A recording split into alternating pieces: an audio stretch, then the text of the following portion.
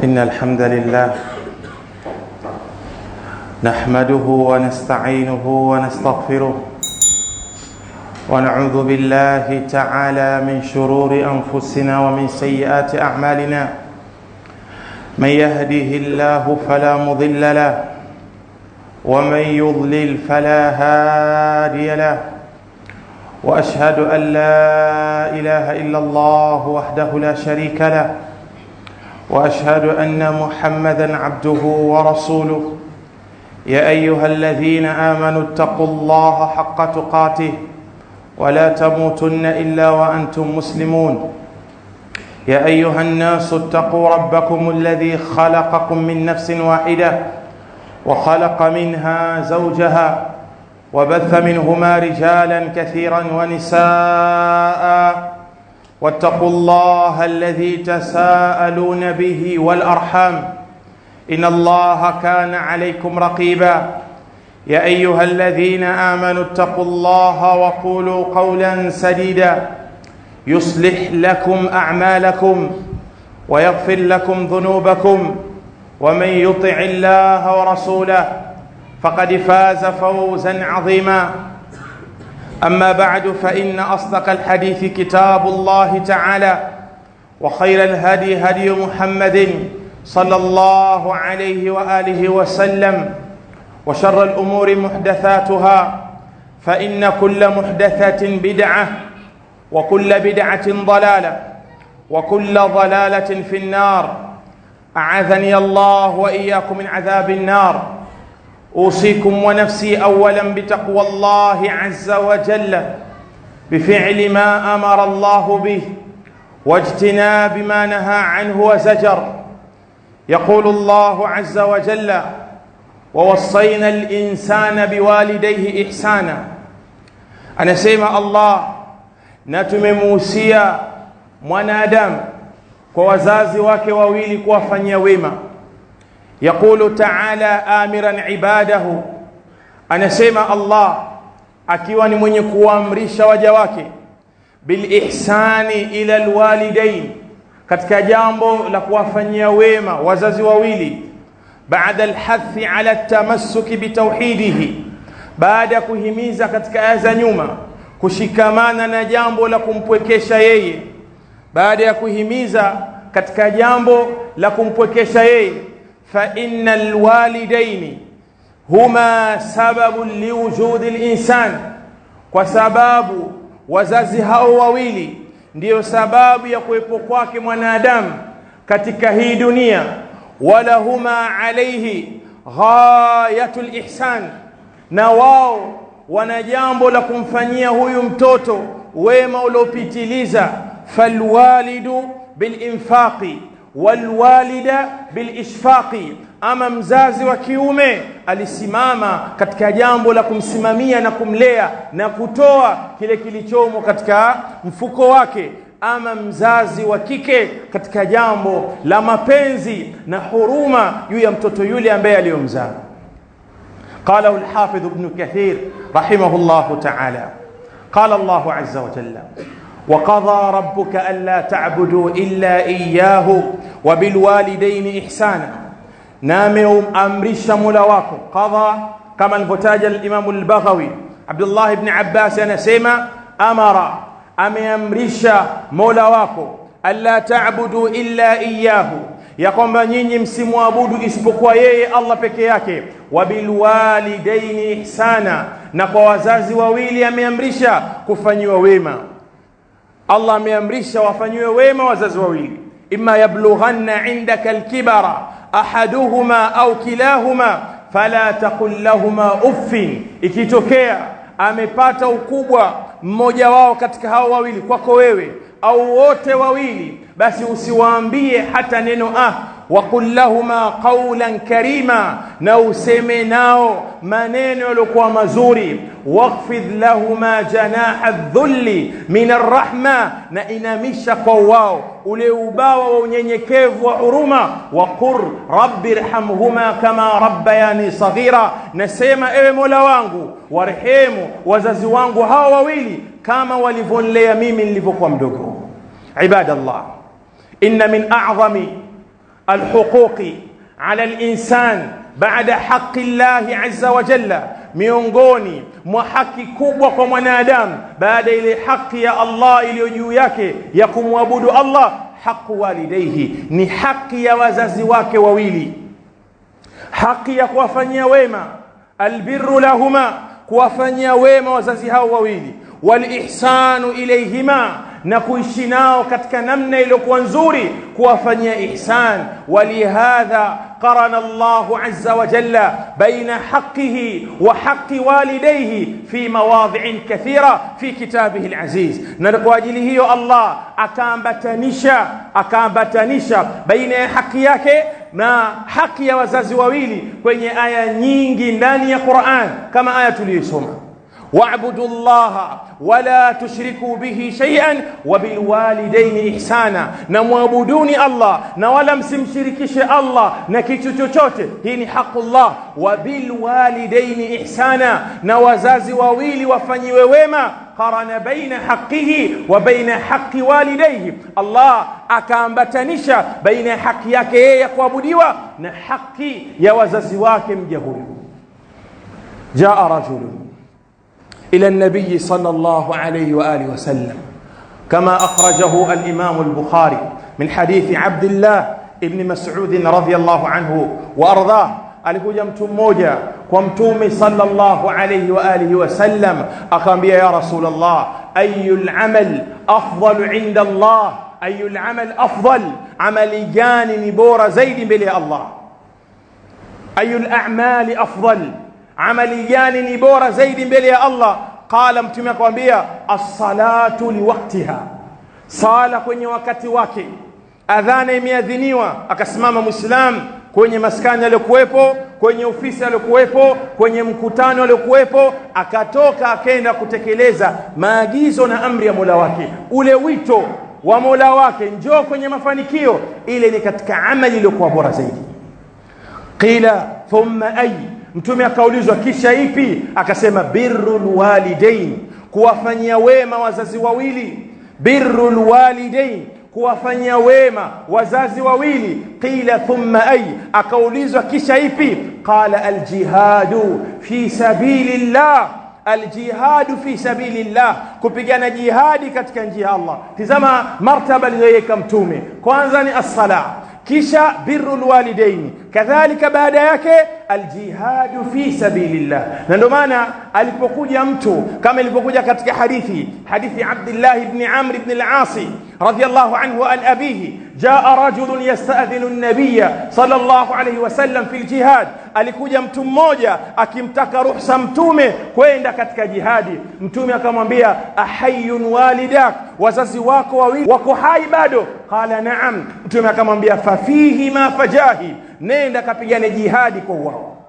Fafihima fajahid, anasema al-Hafidh ibn Hajar al-Asqalani, ay khassishuma bijihadi nafsi fi ridahima, wakhusishe wazazi wako wawili kupambana ya nafsi yako kuwafanyia wema hadi wakuridhie hao wazazi wawili. Haitangulizi jihadi ya kwenda katika njia ya Allah ya kupambana na maadui kabla ya kuwafanyia wema wazazi wake wawili. Ikiwa wako hai, unaondoka, mzazi wako unamwachia nani hapa uliko?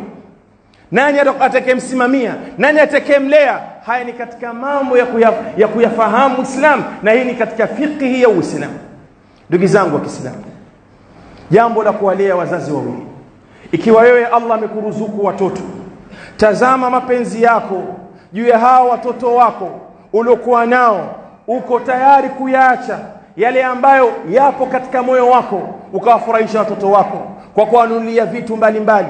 Wakiharibu huwapigi, unanunulia vingine, unataka wapendeze, unataka wasome vizuri. Hivyo ndivyo alivyokuwa mzazi wako ulipokuwa wewe mdogo. Wewe sasa hivi unamfanyia ihsani gani mzazi huyu baada ya Allah kukupa neema na fitna ya hawa watoto ambao na wao watawajibika kukulea wewe? Wewe unamleaje mzazi wako ambaye yuko hai? Umeridhika na familia yako, ukamwacha mzazi wako shamba anateseka? Umeridhika na hali uliokuwa nayo na mke wako na watoto wako, ukamwacha mama yako mzazi hata kusema mbele ya watu, huyu ndo mamangu mzazi. Unaona haya, huu ndo wema na hii ndo ihsani. Na hili ndo jambo ambalo Allah ameliambatanisha baina ya ibada yake na baina ya haki ya mzazi wako. Inna fi birri alwalidain min alajri alazim والثواب الجزيل والخير العاجل والآجل ما لا يحصاه إلا الله عز وجل. والله ndugu zangu, katika jambo hili la kuwafanyia wema wazazi wawili kuna ujira mkubwa, kuna thawabu kubwa, bali kuna kheri duniani na akhera. Hazidhibiti wingi wake zaidi ya Allah. Mambo mengine ya waja yanafunguka kwa sababu ya kumfanyia wema mzazi wake, bali mambo mengine yanatatuka mazito, madeni, magumu ya maisha, ugumu wa maisha unakuwa mwepesi kwa sababu ya wema ambao anaufanya mtoto kwa mzazi wake, ima baba yake au mama yake. Yanafunguka mambo kwa sababu ya wao, na yanakuwa mazito mambo yako, na yanaharibika, biashara zako zinaharibika kwa sababu huna muamala mzuri na baba yako, kwa sababu huna muamala mzuri na mama yako, kwa sababu huwaombei dua wazazi wako. Kwa hiyo nikayazungumza haya katika siku ya leo, katika hizi ayamu tashriki. Leo wengi katika watu tunawaona wale ambao wazazi wao washatangulia, wanasubiri siku ya mfungo 3 kama hii, ndio watu utaona wamejazana kule kwa makaburini, wamejazana kule. Mwingine atapiga picha kwenye kaburi la mama yake, mwingine atapiga picha kwenye kaburi la baba yake, mwingine ataenda pale atafyeka, mwingine atalieka vizuri, kama tiles zimeharibika ataweka mpya na jina ataliandika vizuri. Anahisi ule ndio wema kwa mzazi wake, anaona pale kishatekeleza, na mwenyewe anasema mimi baba yangu yuko safi sasa hivi, hana shida na mimi, mama yangu yuko safi, hana shida, kwa kwenda kutoa ile majani. Wewe ulikaa siku gani ukamwambia dua mama yako aliyefariki? Ulikaa siku gani ukamfanyia wema na ihsan? Yani matendo yako yenyewe yanaashiria kwamba uko mbali na yale ambayo walokufunza wazazi wako wawili.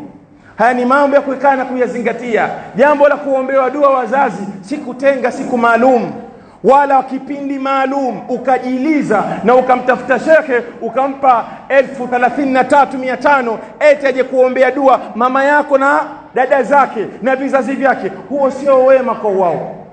Al-ihsan ilayhima amrun adhim, kuwafanyia wema wazazi ni jambo kubwa, kinyume na hivi ambavyo tunavyodhania katika maisha yetu.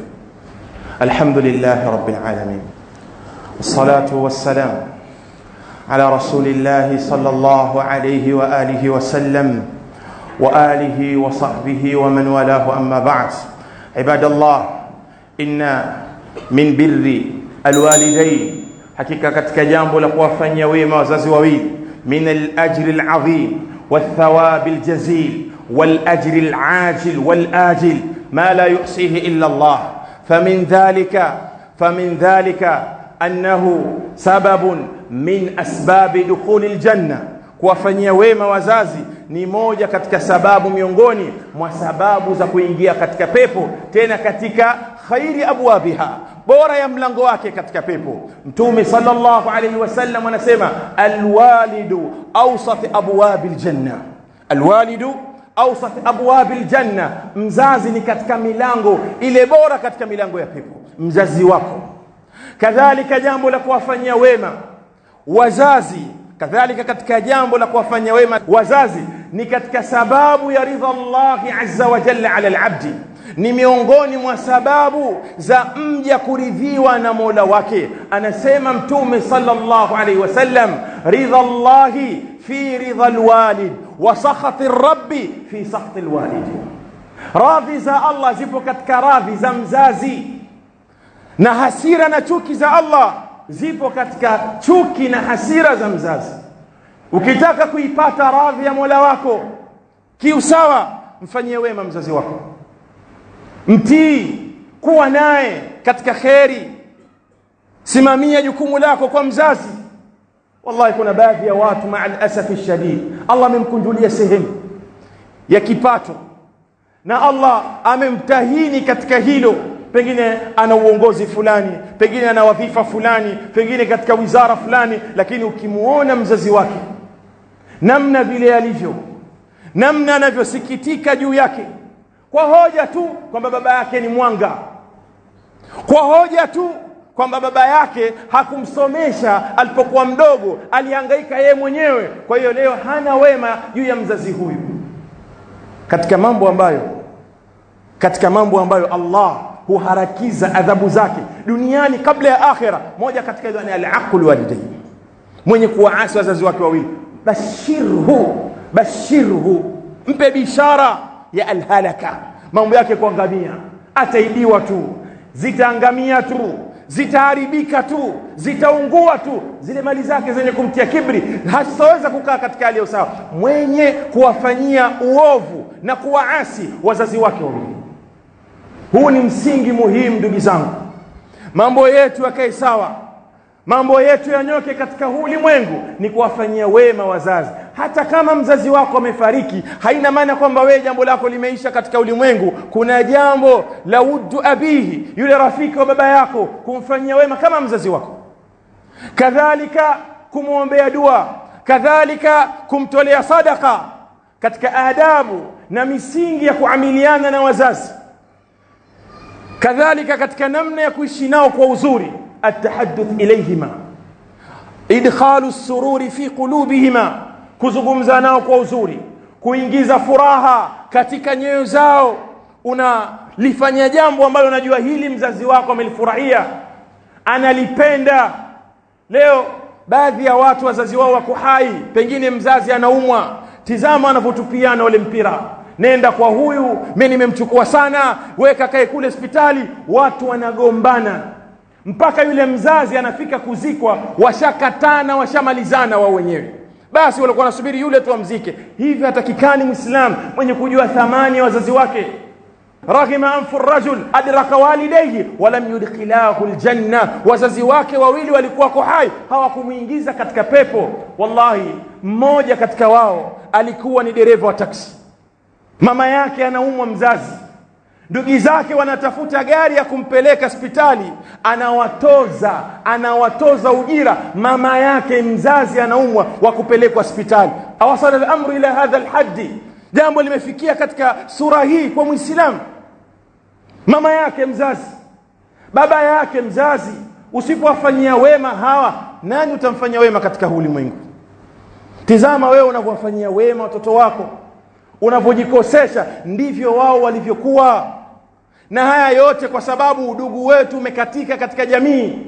Hawa watoto wanavyocheza watoto wako, ndivyo wewe na ndugu yako, kaka yako, mlivyokuwa mkicheza hivi, mkigombana, mkipatana, mkishirikiana, mkivaa nguo sare. Hivi ndivyo mlivyokuwa. Leo kila mmoja akapata kibanda chake, amekuwa adui na hasidi kwa mwenzake. Haya ndio mambo yanapotokezea katika familia zetu, katika jamii zetu. Kwa nini? Kwa sababu ya kuwalea wazazi. Yani ugomvi unatokezea baina ya ndugu kwa sababu ya kumlea mama yao, kwa sababu ya kumlea mzazi wao. Mtu anaona yeye haendani na huyu mzazi, kwani si kwake anako apelekwe huko. Ndugu yangu, wewe unajisahau kama na wewe binadamu. Ipo siku utakuwa kama alivyo yeye, na wewe utakimbiwa kama ulivyomkimbia mzazi wako. Turejeni kwa Allah azza wa jalla. Anayejiona mambo yake hayanyoki, wazazi wake wawili wako hai, aitazame vizuri nafsi yake, aitazame vizuri nafsi yake. Katika mambo pia ya kuwafanyia wema, ihsan, hawa wazazi, kutizama madeni yao. Kuna wazazi waliishi na watu wana madeni mengi, wewe mtoto unawajibika kulipa madeni hayo, tena madeni mengine ni ya Allah. Mzazi hajahiji, mzazi hajafanya umra ya faradhi, mzazi hajatoa zaka, mzazi aliwajibika kufanya kadha, lisimamie hilo kabla ya kuondoka kwake au baada ya kuondoka kwake. Huo ni katika wema wa kuwafanyia wazazi wako.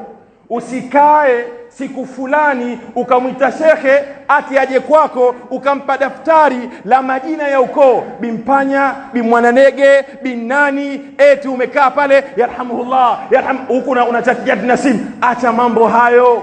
Huwezi ukakaa kuombea dua wazazi wako wewe. Hili jambo pia linahitaji mtu akupewa pesa kweli. Basi mambo yameharibika hivyo, ukakaa kama yule anatafuta cheo gani, sio akakaa na rushwa michele na watu, kwamba huyu awe apate hii nafasi. Kaa uombe dua wazazi wako, na kama wako hai wafanyie wema, ishi nao kwa uzuri, zungumza nao kwa wema. yale madhaifu yao, basi wewe yavumilie. Hiyo ndo pepo yako, na hapo ndiyo thamani yako. Na siku akiondoka hawa katika huu mgongo wa ardhi, sehemu katika kipato chako Allah amekitahini, kimetoweka. Kwa nani? Kwa sababu ya wazazi wako wawili. Kuna haja kuwafanyia wewe wazazi wetu na kuishi nao kwa uzuri na kuwaombea dua, na wale rafiki zao ambao walikuwa nao kuishi nao kwa wema na ihsan, kutokuwakata wale. Hii ni katika namna ya kumfanyia wema pia mzazi. Rafiki wa baba yako ukaishi naye kama vile alipokuwa akiishi naye yeye mwenyewe katika uhai wake au katika uzima wake. Inna Allaha malaikatahu yusalluna ala nabi ya ayyuhalladhina amanu sallu alayhi wa sallimu taslima. اللهم صل على محمد وعلى آل محمد كما صليت على إبراهيم وعلى آل إبراهيم، وبارك على محمد وعلى آل محمد كما باركت على إبراهيم وعلى آل إبراهيم في العالمين إنك حميد مجيد. اللهم اغفر للمؤمنين والمؤمنات والمسلمين والمسلمات الأحياء منهم والأموات. اللهم أعز الإسلام والمسلمين وأذل الشرك والمشركين واحمي حوزة الدين وانصر عبادك الموحدين. اللهم احفظ الحجاج والمعتمرين ويسر لأداء مناسكهم آمنين. اللهم آمنا في دورنا، اللهم آمنا في دورنا وأصلح أئمتنا ولاة أمورنا. اللهم أصلح رئيس زنجبار برحمتك يا أرحم الراحمين. قوموا إلى صلاتكم.